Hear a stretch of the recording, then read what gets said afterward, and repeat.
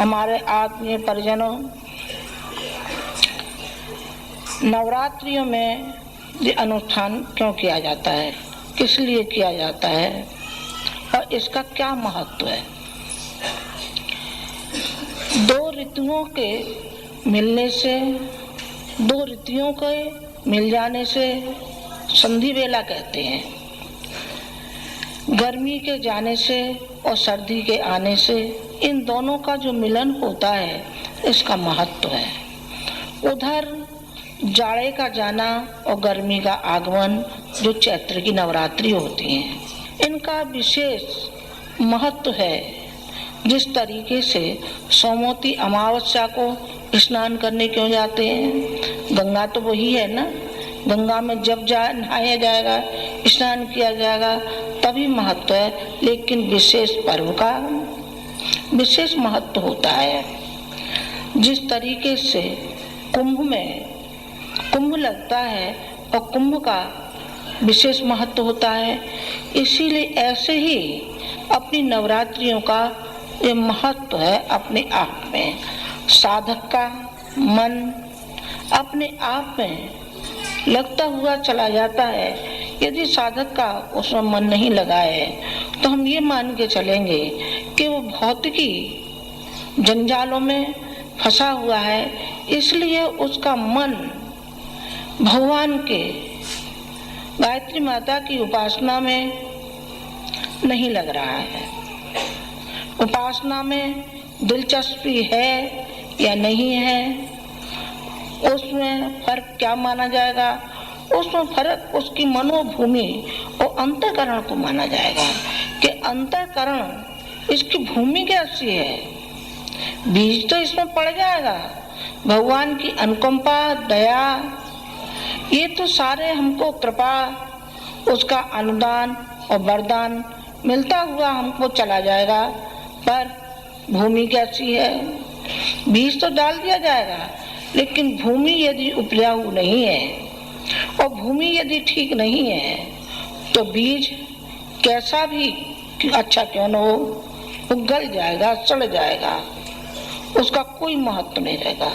बीज का महत्व तभी है जबकि भूमि हमारी साफ सुथरी उपजाऊ भूमि हो, तो उसका महत्व। फिर उसमें खाद और पानी देने की जरूरत होती है। खाद और पानी क्या होता है, वो होती है हमारी श्रद्धा और हमारी निष्ठा और श्रद्धा रूपी जब हम खाद पानी देते हैं तो हमारी उपासना फलीभूत होती है। कैसे फलीभूत होती है, क्या होता है, मैंने कई बार गुरुजी का उदाहरण दिया और ये दिया कि उन्होंने 15 वर्ष की आयु से उपासना शुरू की थी और आजीवन वो उपासना करते रहे। 6 घंटे तक प्रतिदिन रोज उपासना करते थे, लेखन करते थे, व्यक्तियों से मिलते थे। इतना बड़ा संगठन भी उन्होंने तैयार किया। आखिर कैसे स्थापना इसकी की, केवल उपासना के द्वारा। उपासना एक हमारा ऐसा संबल है जो हमको शक्ति देता है, हमको भावनाएं देता है, हमको श्रद्धा देता है और श्रद्धा और निष्ठा के सहारे हम आगे बढ़ते हुए चले जाते हैं। हमारे अंदर वो शक्ति और भावना आती हुई चली जाती है जो हमारे महापुरुषों में आती हुई चली गई।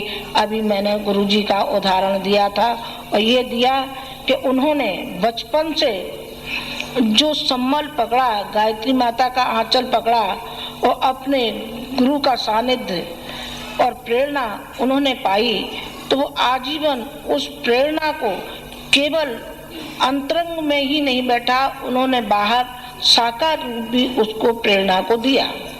अपनी भावनाओं को और श्रद्धा को उन्होंने साकार रूप दिया और जनमानस के रूप में उन्होंने एक ऐसी सेना तैयार की जो लाखों व्यक्तियों की सेना, जिसको कहना चाहिए सेना, वो सेना कौन सी सेना, जो भावनाशील, श्रद्धावान, जब जिससे जो कह दें खड़े हो जाए काम के लिए और सारे राष्ट्र में जागृति पैदा कर दें। उपासना हमको सिखाती है कि हमको दयावान होना चाहिए, करुणामय होना चाहिए, संवेदना हमारे अंदर होनी चाहिए। हमारी उपासना जब तक हमारे अंदर संवेदना पैदा नहीं होती है तब तक उसका प्रतिफल हम कैसे उपासना का माने। मैं एक आपको उदाहरण देना चाहूंगी सावित्री का, कि सावित्री के पिता सावित्री के लिए वर देख रहे थे। तो सावित्री ने एक बात कही अपने पिता से, पिता यदि आपकी आज्ञा हो तो मैं स्वयं ही अपने लिए वर क्या ढूंढ सकती हूँ। उन्होंने कहा, बेटी तू बहुत प्रतिभाशाली बच्ची है और तू अपने लिए स्वयं वर देख सकती है, मैं तुझे आज्ञा देता हूँ। इसका मतलब पीछे बताऊंगी। अब वो गई और ढूंढती फिरी, सब तरफ उसने देखा, कोई उसे दिखाई नहीं पड़ा। एक लड़का दिखाई पड़ा जो कि लकड़ी का गट्ठा लिए हुए सर पर जा रहा था। उसने सावित्री ने कहा, ये लड़के तेरे चेहरे पर इतना तेज कैसे है, इतना तू बलवान कैसे है। उसने कहा, मैंने उपासना की है एक, और दूसरी मैंने अपने माता पिता की सेवा की है।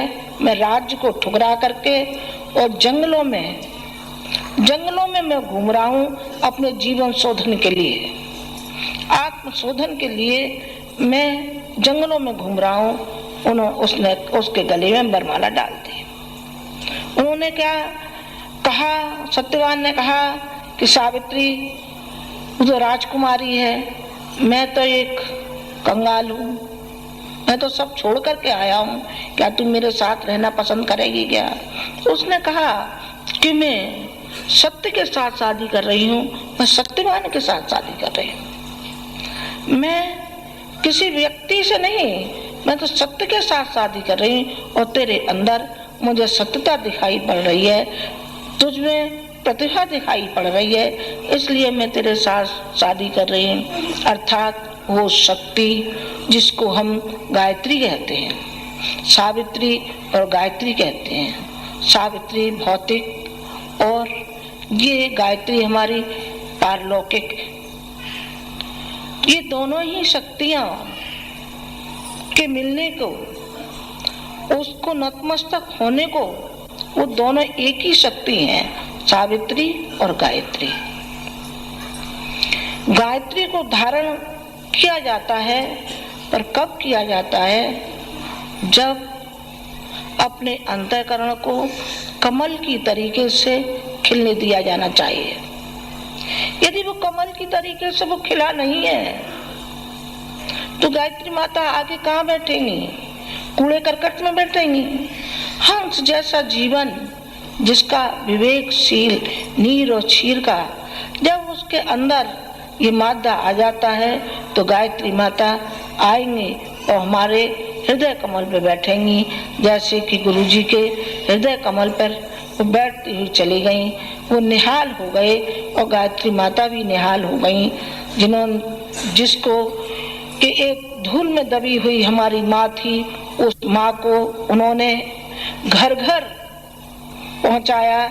जिस तरीके से भगवान बुद्ध के धर्म चक्र प्रवर्तन में कितने ही व्यक्तियों ने योगदान दिया और घर घर जाकर में के उन्होंने अलख जगाया था, और कहां से कहां बुद्ध धर्म फैलता हुआ चला गया, जिसमें अशोक, संघमित्रा और उनका महेंद्र, अन्य आनंद और भी ढेरों थे।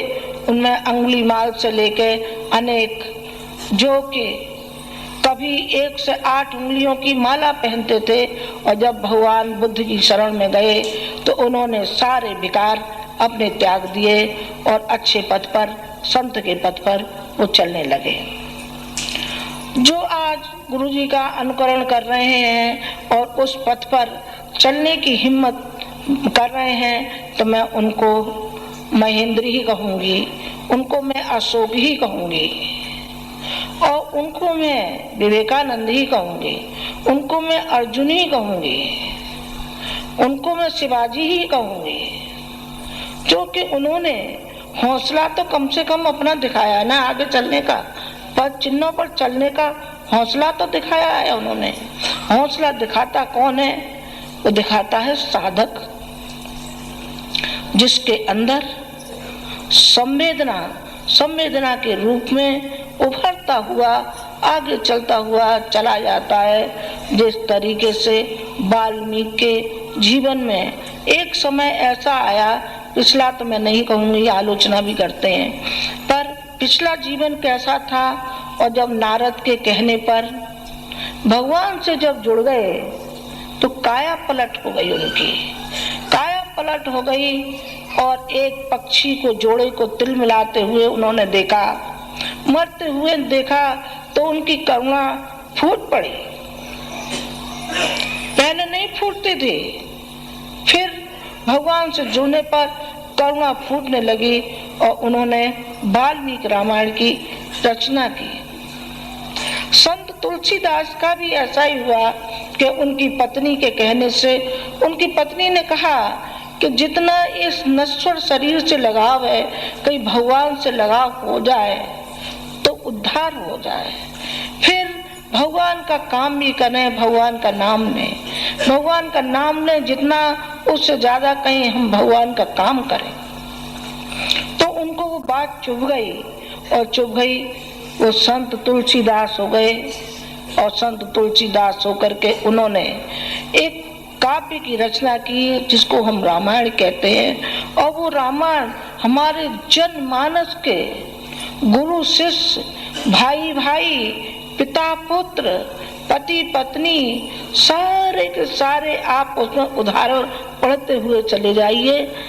कैसी बढ़िया काव्य है कि बस कहते मन अघाता नहीं है।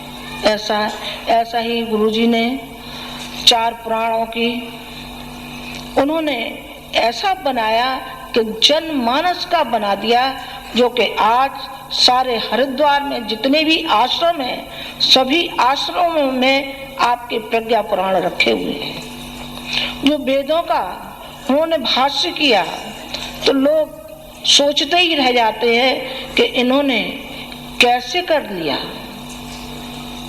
1 से 8 उपनिषदों का भाष्य किया, उनका कैसे कर लिया। एक व्यक्ति इतना कैसे कर सकता है?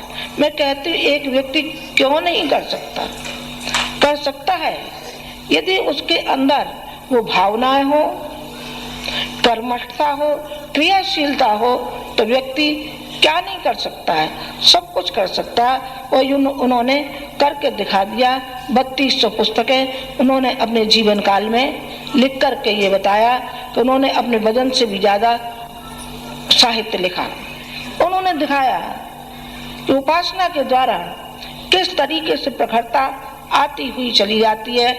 यदि व्यक्ति ये मान करके चले कि हम उपासना कर रहे हैं भगवान के लिए, अपने अंतरंग के लिए, कि हमारे अंतरंग जो जीवात्मा पर मल और विक्षेप छाए हुए हैं उनको हटाने के लिए हम उपासना करते हैं। लेकिन यहाँ तो उल्टा ही है कुछ।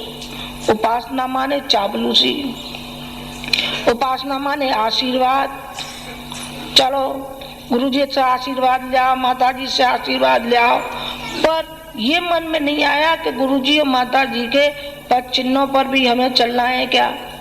ये नहीं, हमको बेटा दे दो, हमको बेटी दे दो, हमको पैसा दे दो, हमको ब्याह शादी करा दो, हमारे मुकदमे ठीक करा दो। है तेरी का उपासना इसी का नाम है क्या? इसका नाम नहीं है। भगवान ने कभी किसी को नहीं दिया है। सुदामा से भी मांगा था। सुदामा जब गए कृष्ण के यहाँ और उनकी पत्नी ने भेजा तो उन्होंने पहले ये कहा कि पहले ये बताओ आप लाए क्या हो, लाइए दीजिए हमको। उन्होंने कहा हम क्या दे सकते हैं? उन्होंने कहा झूठ मत बोल, तेरी बगल में पोटली बंधी है, ला चावल। तो चावल ही मांगने चले गए। सबरी के यहाँ गए, माँ भी भगवान मांगते हुए चले गए। ये सबरी तू दे, तेरे पास जो कुछ है सो दे। भगवान मेरे पास कुछ नहीं है, मैं गरीब हूँ, मेरे पास कहाँ आया? मेरा तो छुआ कोई पानी भी नहीं पीता है। भगवान कहते हैं सबरी कौन कहता है तू अछूत है? तू तो मेरी प्यारी भक्तों में से है। ला जो तेरे पास है। भगवान मेरे पास तो बेर है, वो भी चक चक के झूठे बेर भगवान राम खा रहे हैं। ये कौन करता है? ये वो करता है जो भगवान का प्रिय है और जो भगवान को स्मरण करता है। वो भेदभाव नहीं करता, वो सारे मानव जाति को एक ही तराजू में तोलता है। विदुर के यहाँ पहुंचे भगवान कृष्ण, दावत दी गई थी, दुर्योधन ने दावत दी कि आप हमारे यहाँ आइए, लेकिन उनके यहाँ का कुधान्य उन्होंने नहीं खाया। साधक कभी कुधान्य नहीं खाता है, बेईमानी नहीं करता, चोरी चमारी नहीं करता। जो उसकी मेहनत की कमाई है वो उसे खाता है, मेहनत की कमाई। जो विदुर के यहाँ पहुंचे तो विदुर ने कहा, भगवान मेरे पास तो कुछ नहीं है, कुछ भी तो नहीं है जो मैं आपको खिलाऊं। विदुर की पत्नी केला लेकर के आई और भाव विभोर हो गई। भाव विभोर होकर के केला नीचे डाल दी गई और चिक्कल को खिलाती गई। तो विदुर ने कहा, अभागिन ये क्या कर रही है तू? ऐसे कैसे कर रही है? गूदा नीचे डाल रही है, छिलके खिला रही है। तो भगवान कृष्ण ने कहा कि न मैं कुछ खाता हूँ, न मैं मेवा खाता हूँ, न मिष्ठान खाता हूँ। मैं तो भक्त की भावनाएं और भक्त की निष्ठा को खाता हूँ।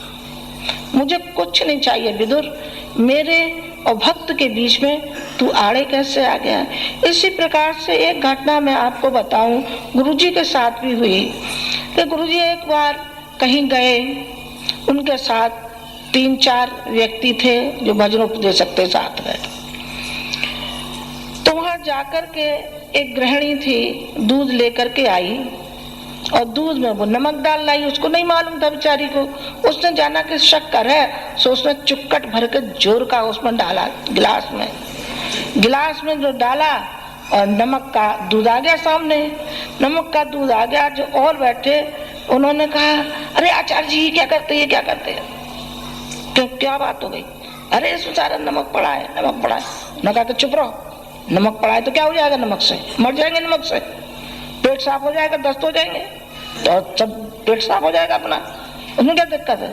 काय को बेचारी की भावनाओं पे तुम ठेस पहुंचा रहे हो। और उन्होंने वो दूध पी लिया। बाद में वो रोती हुई आई और उसने पैर पकड़ लिए, गुरुदेव मुझसे बहुत गलती हो गई।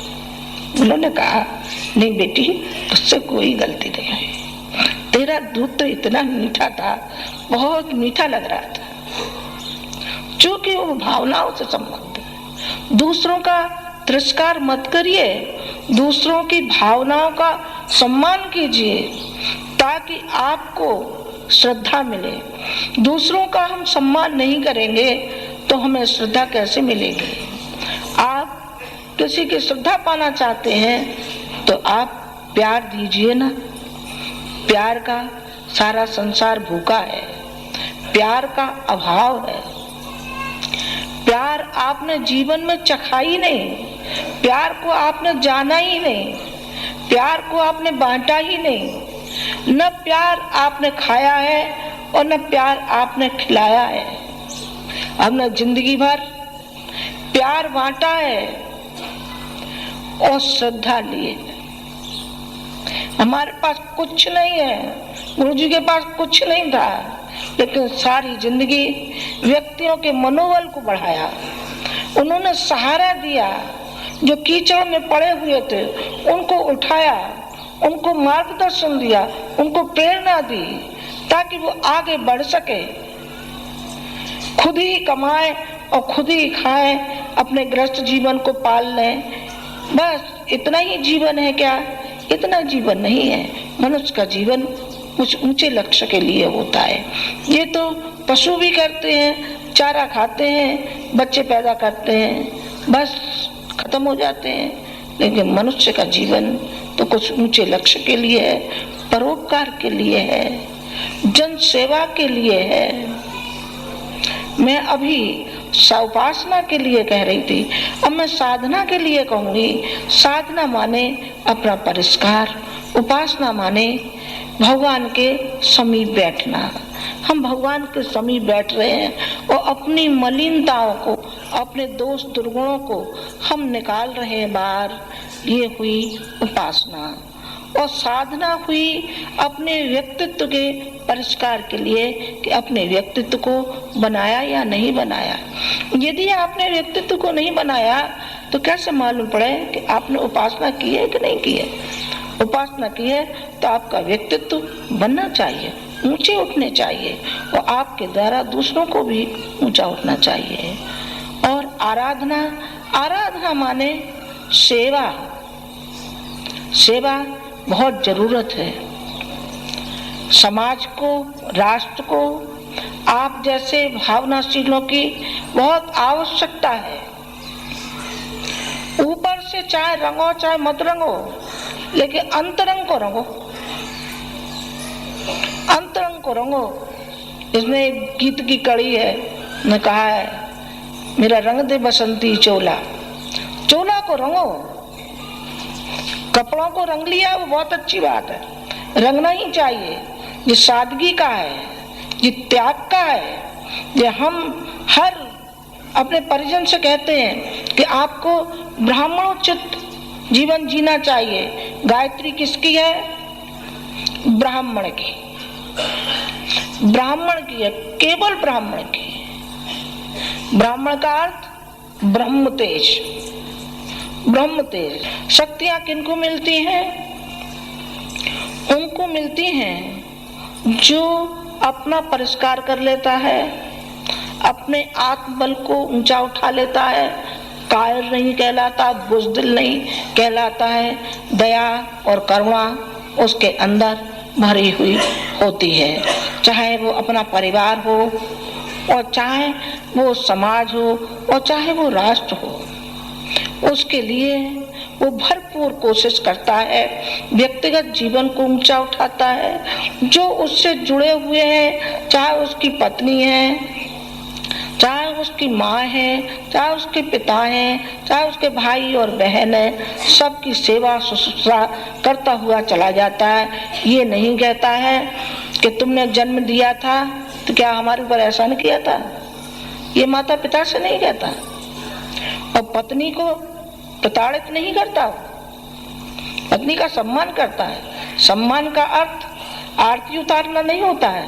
सम्मान का अर्थ ये होता है कि दूसरों के सामने उसको बेइज्जत नहीं करता और उसको समझाने की दृष्टि से प्यार से कहता है कि ये गलती थी, इसको तुम सुधार लो तो ज्यादा अच्छा है, तो फौरन सुधारती हुई चली जाएगी। हम और गुरुजी ऐसे रहे जैसे दूध और पानी की तरीके से। दूध और पानी खटाई डालने से फट जाता है कहते हैं, लेकिन हम दो देह एक आत्मा, एक ही सिद्धांत, एक ही हमारी भावनाएं, एक दूसरे के लिए भी समर्पित, मिशन के लिए समर्पित, राष्ट्र के लिए समर्पित। यदि उन्होंने नहीं बनाया होता तो आज मैं इस स्थिति में नहीं होती जो आपसे दो बात भी कह सकूं। उन्होंने बनाया और हमने बनने की कोशिश की, दो कदम आगे बढ़ाने की कोशिश की, पीछे हटाने की कोशिश नहीं की।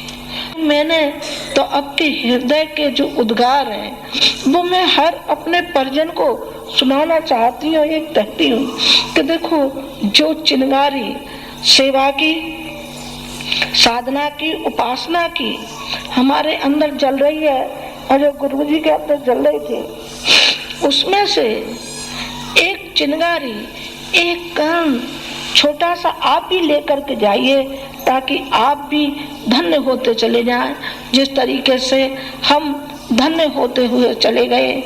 मैं आशा करती हूँ कि आपकी ये उपासना सफल हो, पर सफल तभी होगी जब आप पूरे मनोयोग से इस वातावरण का आप लाभ लीजिए। हम उपासना के द्वारा आपको हम ढालना चाहते हैं, आपको हम तपाना चाहते हैं। हर काम हम ये आपसे कहते हैं कि आप अपनी थाली धोइए, अपनी झाड़ू अपने आप लगाइए। क्या मतलब है इसका? एक ही मतलब है कि आपको तपाना। जिस तरीके से आग में सोना तपता है तो तरह तरह के आभूषण बनते हुए चले जाते हैं। हम चाहते हैं कि हमारे परिजन उपासना की भक्ति में तपते हुए चले जाएं और ऐसे कुंदन हो जाएं कि बस कहते हैं कि लोहे को छू करके पारस सोना बन जाता है। ऐसा मैंने सुना है, पारस छू कर आप भी बन सकते हैं। हाँ, आप उस मंत्र रूपी सोने से और मंत्र रूपी उससे आप ऐसे बनते हुए चले जाएंगे कि बस जैसे उन्होंने एक संत थे, एक याचक था, तो उसने ये कहा कि आप ये बताइए कि ये कहते हैं कि लोहा इसे छूकर के, पारस से छूकर के सोना बन जाता है, तो क्या ऐसा सच है क्या? उन्होंने कहा हाँ बिल्कुल सच है, ऐसा ही सच है। तो उन्होंने क्या ये डब्बा आपके यहाँ रखा है, तो क्या मैं ये मानूं कि ये भी सोने का होगा? उन्होंने कहा कि तुम्हें इसमें कुछ भ्रम है तो आप उठा करके लाओ इस डब्बे को। और उन्होंने वो डब्बा उठा करके ले आया। उन्होंने कहा कि अब इसको खोलो तो सही है। वो डब्बा खोल दिया और डब्बे के अंदर जहाँ पारस रखा हुआ था, उस पारस के बीच में एक दीवार थी जो कपड़े की थी।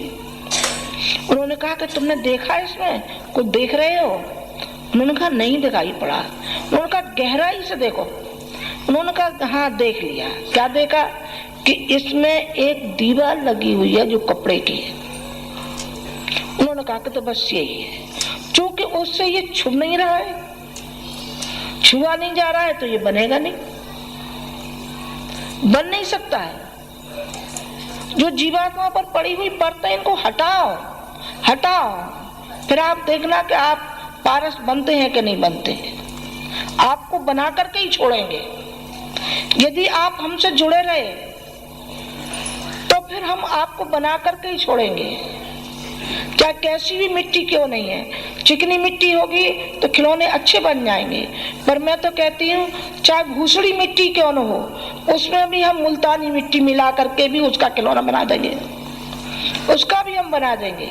यदि आपने अपना मन हमारे हवाले कर दिया तो कि जुड़ने से कितना लाभ होता है। हम लाभ यदि लेना चाहते हैं तो उस परम ब्रह्म से हम जुड़ जाए। अभी जुड़े नहीं, पूरे मन से जुड़े नहीं। एक और मैं आपको सुनाना चाहती थी एक उदाहरण कि व्यक्ति जुड़ने पर कितना उसको मिलता है। एक राजा थे और एक ब्राह्मण थे। तो ब्राह्मण ने एक सेठ जी को रुपया दिया हुआ था सूद पर। तो उसकी लड़की की शादी, उन्होंने कहा जब मेरी लड़की की शादी होगी तब मैं आपसे ले जाऊंगा। उन्होंने कहा ले जाना। तो उसकी लड़की की शादी होने को थी तो उन्होंने कहा लाइए सेठ जी रुपया। सेठ जी बोले मुनीम जी जरा देखना। जरा देखने का क्या मतलब होता है? ना ना स्पष्ट होता है कि जरा देखना है क्या इसका। उन्होंने कहा नहीं है, नहीं है सेठ जी, जरा भी नहीं है। अब वो रोते हुए चले गए। रोते हुए जा रहे थे तो रास्ते में राजा की सवारी आ रही थी। राजा की सवारी आ रही थी तो राजा ने देखा कि एक व्यक्ति रोता हुआ जा रहा है। मेरे राज्य में तो कोई रोया नहीं, ठीक है, रोता, कोई दिक्कत होगी। उन्होंने अपने राज दरबार में बुलाया और उससे पूछा कि आप बताइए आपको क्या दिक्कत है, आप रो क्यों रहे थे? उन्होंने कहा महाराज क्या बताऊं भाजन, मेरा पैसा था उस सेठ पे तो मुझे दिया नहीं है, मेरी लड़की की शादी है। तो उन्होंने कहा तो ऐसा करना, कल फिर सवारी निकलेगी और तुम वहीं खड़े होना जहाँ सेठ जी की दुकान है। मैंने कहा अच्छा, हो जाऊंगा खड़ा। अब मन ही मन सोचने लगा कि खड़ा होने से और मेरे रुपए की क्या संगति है, कोई संगति तो नहीं है। जब वहां सवारी जाकर के पहुंची और राजा उतरा और राजा ने कहा अरे गुरुदेव आपका ये स्थान नहीं है, ये स्थान है, यहाँ बैठिए मेरे बराबर। अब ब्राह्मण बैठ गए। बैठ गए और 5 मिनट ही पीछे वो उसको उतार दिया। उन्होंने कहा काय को तो उतारा और काय को हमें बैठा ला जी, क्या मतलब? मेरा तो रोने का रोना ही रह गया। रोने का रोना नहीं रहा, उधर जो सेठ था वो तिलमिलाया, उसके मन में खलबली पड़ी पेट में। उन्होंने कहा कि ये क्या हुआ, जो तो राजा के बराबर बैठा है और नहीं दिए तो हमारी कलम हो जाएगी पूरी। दूसरे ही दिन बोला, क्या बुलवाया, आइए महाराज, आइए। अरे हम तो बिल्कुल भूल ही गए थे, जो गलती है इस मुनीम की है, इसने नहीं देखा था, आपका तो जमा था इसमें, आप लीजिए, ये लीजिए अपना धन, 500 रुपए और ले जाइए, मेरी ओर से कन्यादान कर देना आप। राजा से मिलकर के जब इतना लाभ हो सकता है तो शक्ति से मिलने पर हमें कितना लाभ होगा, ये समझिए। वो तो शरीरधारी था, और जो सारे जगत में सत्ता समाई हुई है, उस सत्ता को हम अपना समर्पण कर देता हो, कोई घाटा रहेगा? गुरु जी को कोई घाटा रहा? घाटा रहेगा तुमको, हमें तो बिल्कुल घाटा नहीं रहा। देख, संतान है तो हमारे पास इतनी लाखों, एक एक के लिए मरे जाते हैं, ला हमारे बच्चा पैदा करो, हमारे बच्चा पैदा करो, तो हमारे बच्चे क्या कहने के, कितनी बच्चियां बैठियां रही, इतनी तो यही देख लो तुम, ये कौन है हमारी बेटी है, आप कौन है हमारे बेटे हैं, कितनी संख्या है, 60 लाखों की संख्या है। गुरु जी ये कहा करते थे कि माता जी, विनोद में कहा करते थे कि माता जी तो रानी मक्खी है, इनकी संतान का क्या कहना। हमारी संतान इतनी है, कितनी संतान है, गिनने में भी नहीं आएगी। और पैसा आपको बता दें, बताएंगे नहीं, बताएंगे तो आप निकाल ले जाएंगे, पर हमारे पास हमने रखा ही नहीं है जो निकाल के ले जाओ। हमारे बैंक बैलेंस कुछ भी नहीं है, पर कितनी बैंक हैं, जो इतनी बैंक है तो आप ही सब बैठे हैं। हमारी बैंक नहीं है तो कौन है? हमारी बैंक है, जब चाहेंगे तभी जेब में से निकाल लेंगे, तभी निकाल लेंगे। करोड़ों रुपए की, अरबों रुपए की तो शक्तिपीठ है, 4000 शक्तिपीठें बनी है। देखा कितना इन्हें पैसा लगाए कि नहीं लगाए, और ब्रह्म वर्चस्व में लगाए कि नहीं लगाए, जो शांति कुंज और गायत्री नगर में लगाए कि नहीं, गायत्री तपोभूमि में लगाए कि नहीं, आंवल खेड़े में देखे वहां लगाए कि नहीं लगाए। जी पैसे वाले हम हैं कि नहीं है, बता, हम पैसे वाले हैं? कौन कहता है हमारे पास पैसा नहीं है? हमारे पास बहुत दौलत है, और इतनी दौलत है कि उस दौलत को हम जितना खर्च करें उतनी दौलत हमारी बढ़ती चली जाएगी। वो दौलत है आप सबकी, आप सब हमारी दौलत है। आपको हम अपनी दौलत मानते हैं, इसीलिए उस दौलत को हम खर्च भी करते हैं। तो चलो समाज सेवा के लिए, राष्ट्र की सेवा के लिए बहुत जरूरत है। जब गुरुजी ने सारी जिंदगी सेवा की तो आपको नहीं करनी चाहिए, आपको करनी चाहिए। मैं आपसे आज एक ही निवेदन करने आई थी। मैंने कहा तो अनेक बातें समाज सुधार की भी कही, और भी बातें कही। मुझे कहना था आपकी उपासना के बारे में। आप 9 दिन तक ये मान कर चलिए कि न आपकी कोई घर है, न गृहस्थी है, केवल है तो आपकी माँ की गोदी है, और आप माँ की गोदी में खेल रहे हैं एक शिशु की भांति। अपनी कोई मनोकामना, कोई भी आपकी मनोकामना नहीं है, मनोकामना को छोड़ दीजिए। यदि कुछ मदद आपकी कर सकते होंगे तो हम आपकी मदद आपकी मनोकामनाओं में जरूर करेंगे। एक कबूतर और कबूतरी थे, एक बहेलिया आया और बहेलिया उस पेड़ के नीचे भूखा लेट गया। बड़े कई दिन का भूखा था, तो दोनों आपस में विचार करने लगे कि इसकी भूख को कैसे शांत किया जाए।